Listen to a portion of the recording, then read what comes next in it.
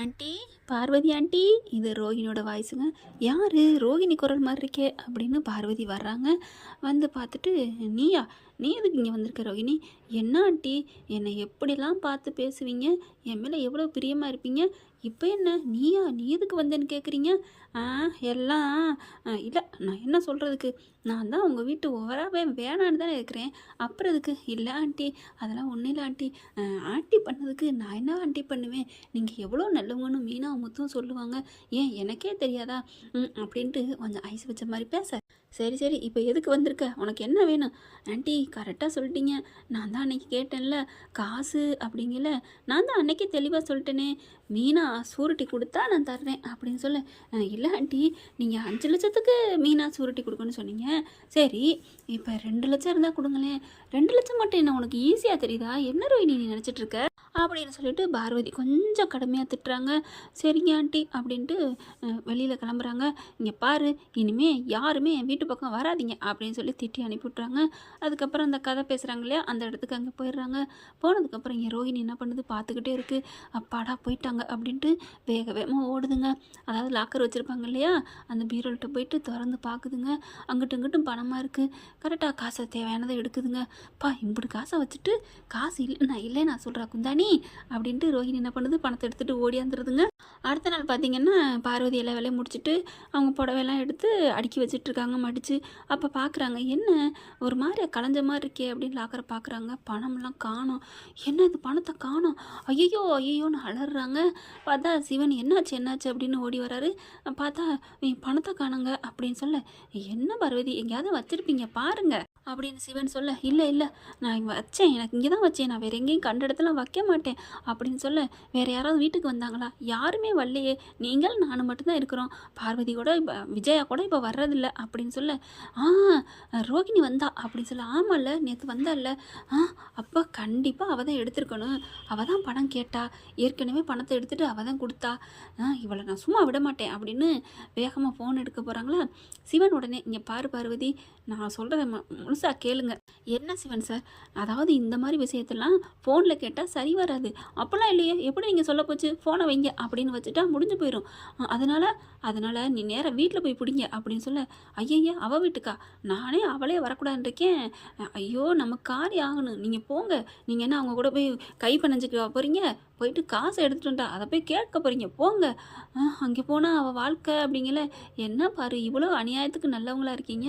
அவள் காசை உங்கள் தலைமையில் கையை வச்சுட்டு போயிருக்கிறா, எடுத்துக்கிட்டு என்ன நினைக்கிறீங்க, போங்க அப்படிங்கிறாங்க. அப்படிங்கிறீங்களா? சரி நான் போகிறேன். இதே மீனா வந்தால் எவ்வளோ நல்ல பிள்ளை, அந்த மாதிரி ஒரு தங்க பிள்ளையா அவள் விஜயாவுக்கு அருமை புரியாமல் விரட்டி அடிக்கிறா. சரி நான் போகிறேன் அப்படின்ட்டு மேலே போகிறாங்க. மெல்ல அப்படியே வாசப்பட்டியில் காலை வைக்கிறாங்க. மீனான்னு கூப்பிட்றாங்க. ஏன்னா அந்த வீட்டில் மதிக்கக்கூடிய ஆள் மீனா தான் பார்வதிக்கு. மீனா கூப்பிட்டோன்னே வெளியில் வராங்க விஜயா. யாரு அப்படிங்கல. பாரு பார்வதி, பாருனாலே பிக் பாஸ் பாரு ஞாபகம் வருது.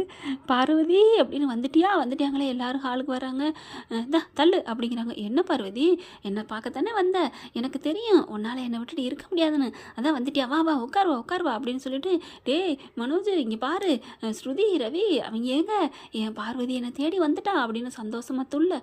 இவ்வளோ சந்தோஷமாக துள்ளுற, அப்புறம் ஏண்டி என்னை பற்றி என் மைண்டை போட்டு கொடுத்த? உண்மையாக இருந்தால் கூட ஃப்ரெண்டுக்கிட்ட ஃப்ரெண்டு பற்றி போட்டு கொடுக்கக்கூடாதுன்னு சொல்லுவாங்க. குத்துனது கூட நண்பனாக தான் சொல்லாதுன்னு. ஆனால் உண்மை இல்லாமலே என்னை பற்றி போட்டு கொடுத்தில்ல, உங்கள்கிட்ட என்ன பேச்சிருக்கு அப்படின்ட்டு நான் ஒன்றை பார்க்க வரல அப்படிங்கிறாங்க. என்ன பார்க்க வரலையா? அப்புறம் யாரை பார்க்க வந்தேன் அப்படிங்கல. எங்கே மருமவ, கோடீஸ்வரி மருமக அப்படிங்கல. ரோஹிணி வருது. ஐயோ கண்டுபிடிச்சிட்டாங்களோ அப்படின்னு பயத்தோட வர. இங்கே பாரு ரோஹிணி, எங்கே என் பணம் அப்படின்னு கேட்க. பணமா? என்ன பணம்? 2 லட்ச ரூபா பணம் எங்கே அப்படிங்கல. ஏன்ட்ட கேட்குறீங்க? ஒன்றும் தெரியாத மாதிரி நடிக்காத. 5 லட்சம் கேட்டேன், அதுக்கப்புறம் 2 லட்சம் கேட்டேன், நான் இல்லைன்னு சொல்லிட்டு ரூம்குள்ளே போன கையோட எடுத்துகிட்டு போயிட்டியா அப்படிங்கல. ஆண்டி அப்படிலாம் இல்லை. உடனே விஜயா பார்க்குது. ஏய் ரோஹிணி, பணம் எடுத்தியா நீ? என்ன சொல்லு அப்படிங்கல. ஐயோ ஆண்டி, இவங்க பொய்யா சொல்கிறாங்க, உங்கள் கூட கோவத்தில் இருக்கிறதுனால என் மேலே பழி போடுறாங்க. ஏய் வாயை மூடுறி, யார் மேலே கோவத்தில் யாரை பேசுகிறாங்க? என்ன புத்தியோட பேசுறியா இல்லையா? இல்லை ஆண்டிங்கிறாங்க. இங்கிட்ட அங்கிட்ட காரசாரமாக நடக்குது. அண்ணாமலை வராரு. என்னம்மா ரோஹிணி, என்ன இவங்க சொல்கிறாங்க? ஐயோ அங்கிள், நானும் எடுக்கலை அங்கிள் அப்படிங்கல. பார்வதி, என்னங்க இப்படிலாம் வந்து சொல்கிறீங்க? இது வந்து எங்கள் வீட்டு மருமகளை பழி போடுற மாதிரி இருக்குல்ல. நான் சும்மாலாம் சொல்ல மாட்டேன் அப்படிங்கிறாங்க. முத்துவும் மீனாவும் பார்க்குறாங்க. ரோஹிணியை பார்த்து மீனா முறைக்குது. எதுக்கு 2 லட்சம் போய் எடுத்துகிட்டு வந்தேன்? ஐயோ மீனா, அது வந்து நீ தான் எடுத்துட்டேன்னு எனக்கு நல்லா தெரியுது. ஏன்னா அவங்க பொய்யெல்லாம் சொல்ல மாட்டாங்க. சொல்லு, எதுக்கு எடுத்த? ஐயோ மீனா, அப்படிலாம் இல்லை அப்படிங்கிறாங்க. அடுத்து அங்கே என்னடி குசு குசுன்னு பேச்சு அப்படின்னு விஜயா கேட்க, உண்மையை சொல்லு அப்படிங்கல அண்ணாமலையே ரோஹிணி பக்கம், அதாவது அப்போல்லாம் எங்கள் மருமக மேலே பழிப்படாதுன்னு சொன்னதுனால எல்லாரும் பார்க்குறாங்க. எதுவும் நடந்துச்சுன்னு தெரியாமல் எப்படி ஆண்டி அப்படின்னு சொல்ல, அப்போ என்னை நீங்கள் நம்பலையா? இவ எங்கள் வீடு தேடி வந்து பணம் கேட்டா. அவள் கேட்டு வந்த கையோட என் பீரோவில் காசை காணோம். யாராவது உங்கள் வீட்டுக்கு வந்திருப்பாங்க. அந்த சிவன் சார் வந்தார்ல அப்படிங்கிற வாயை மூடுறி அப்படின்னு சொல்லி அறைய போகிறாங்க நம்ம பார்வதி. அதுக்கப்புறம் என்னை யாரும் நம்ப மாட்டீங்க அப்படித்தானே அப்படிங்கல, நான் நம்புகிறேன் பார்வதி.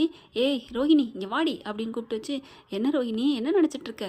நீ தான் அந்த பணத்தை எடுத்திருக்க. ஆண்டி, என்ன ஆண்டி, நான் அப்படிலாம் எடுக்க மாட்டேன். உன்னை பற்றி தெரியாது பாரு, உன் உடம்பு முழுக்க பொய்யிலே பிறந்து வளர்ந்து வாழ்ந்துட்டுருக்க. நீ வந்து எடுக்கலைன்னு சொன்னால் நான் நம்பணுமா? என் பார்வதி பற்றி என்னடி நினச்சிருக்க? அந்த சிவன் பார்வதி மாதிரிடி.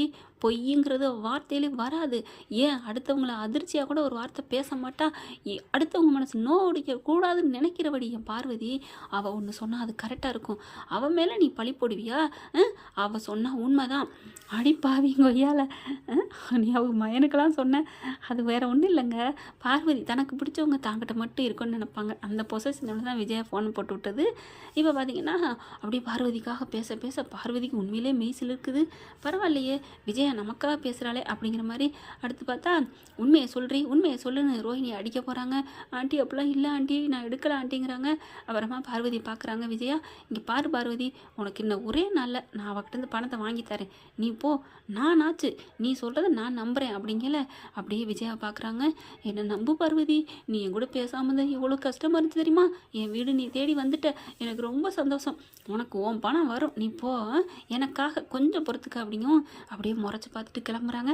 வெளியில் போகும்போது மீனா போகுது. ஆண்டி அப்படிங்கல, என்னம்மா மீனா, என்ன ஆண்டி இப்படி நடந்திருக்கு? ஆமாம்மா, வந்து கேட்டா. அப்போ தான் நான் பணம்லாம் வச்சுருந்தேன். சார் அந்த பணம் அந்த மாதம் வந்துச்சுன்னு சொல்லி கொடுத்தாரு, அதையும் வச்சேன். புடவை எல்லாம் அடிச்சுட்டு வைக்க போய் பார்க்குறேன், காணோம். அவள் தாம்மா எடுத்துருக்கணும். சரி நான் பார்த்துக்கிறேன், அத்தை சொன்ன மாதிரி உங்களுக்கு பணம் வரும், நீங்கள் போங்க அப்படின்னு சொல்லிட்டு ரோஹிணியை கூட்டிகிட்டு போகிறாங்க. ரூமுக்குள்ளே போய் கதவை சாத்துறாங்க. அவங்கவுங்க போயிடுறாங்க. விஜயாவும் 4 குடுப்பு கொடுக்குது. ஒழுங்கு மரியாதை 2 லட்சம் எடுத்த காசை கொடு, உன்னை வேணா நான் மன்னிக்கிறேன் அப்படின்ட்டு போயிடுது. அப்புறமா ரோஹிணியை கூட்டிகிட்டு போய் மீனா சும்மா வெளுத்து ஓட்டுறாங்க. என்ன நினச்சிட்ருக்க? எதுக்கு அவங்க வீட்டிலே கையை வச்ச? இல்லை மீனா, நான் சொல்கிறத நான் சொல்கிறத நம்பு, சொல்லாத நம்பலாம் எனக்கு தெரியாது. நீ பணத்தை எடுத்திருக்கிற, கண்டிப்பாக நீ தான் எடுத்திருப்ப, எனக்கு தெரியும். நீ என்ன பண்ணுவியோ ஏது பண்ணுவியோ எனக்கு தெரியாது. அந்த பணத்தை பார்வதி அண்ணிட்ட கொடுக்குற, அவ்வளோதான். இல்லை நான் போய் இப்போவே சொல்லிடுவேன், 7 நாள்லாம் பொறுமை இல்லை அப்படிங்க. ஐயோ, நான் பாட்டுக்கு 2 லட்சம் பணத்தை எடுத்து கொண்டு போய் ஸ்ருதி அம்மாவுக்கு கொடுத்துட்டேன். இப்போ நான் 2 லட்சத்துக்கு எங்கே போவேன்? இது புரியாமல் இவளுக்கு பாட்டுக்கு ஆளாளுக்கு பேசுகிறாளுகளே அப்படின்ட்டு உட்காந்துருக்காங்க. இப்போ மனோஜ் என்ன பண்ணுறாரு? ரோஹிணி இப்படி என் மானத்தை வாங்குற, உன்னால் இன்னும் நான் எவ்வளோ தலைக்குனியை ஏற்படணுமோ அப்படிங்கல. கிருஷு பார்க்குறான். அம்மா அப்படிங்கல, நான் என்னடா பண்ணுவேன்? உனக்காக அந்த வீட்டில் மாட்டிக்கிட்டு முழிக்கிறேன்டா, பேசாமல் நம்ம பாட்டி வீட்டுக்கே போயிடுவோம்மாம்மா. மனோஜ் அப்படிங்கல, அவர் வேணாம்மா, எப்போ பாரு திட்டிகிட்டே இருக்காரு, அவர் நல்லவரே இல்லைம்மா. அதுக்கு முத்து அங்கள் கூட ரொம்ப நல்லவங்களா இருக்காங்க. பேசாமல் நான் இவரை டாடின்னு சொல்கிறதுக்கு பதிலாக அவங்களே டாடி மம்மின்னு சொல்லிட்டு அவங்க கூட பிள்ளையா இருந்துருவாம்மா அப்படின்னு சொன்னோன்னு ஆடி போகிறாங்க ரோஹிணி. மவனே அப்படின்னு கட்டி பிடிச்சி அழுகிறாங்க. என்னைக்கு தான் ரோஹிணிக்கு புத்தி வந்து மாற போகிறாங்க அப்படிங்கிறது தெரியல. என்ன ஃப்ரெண்ட், இப்படி கதை போனால் எப்படி இருக்குங்கிறத கமெண்ட் பாக்ஸில் கருத்தை சொல்லுங்கள் ஃப்ரெண்ட்ஸ். தேங்க்யூ. இந்த வீடியோ உங்களுக்கு பிடிச்சிருந்தா தயவு செய்து லைக் பண்ணுங்க. இன்னும் அப்டேட்ஸ்க்காக சேனலை சப்ஸ்கிரைப் பண்ண மறக்காதீங்க. நம்ம கிட்ட இருக்க எல்லா சேனல்ஸோட லேட்டஸ்ட் வீடியோ அப்டேட்ஸ்க்காக மேல ரைட் சைடுல காட்டுற லிங்கை கிளிக் பண்ணி வாட்ஸ்அப் குரூப்ல ஜாயின் பண்ணுங்க. உங்களிடம் விடைபெறுவது நான் உங்கள் மெஹர்.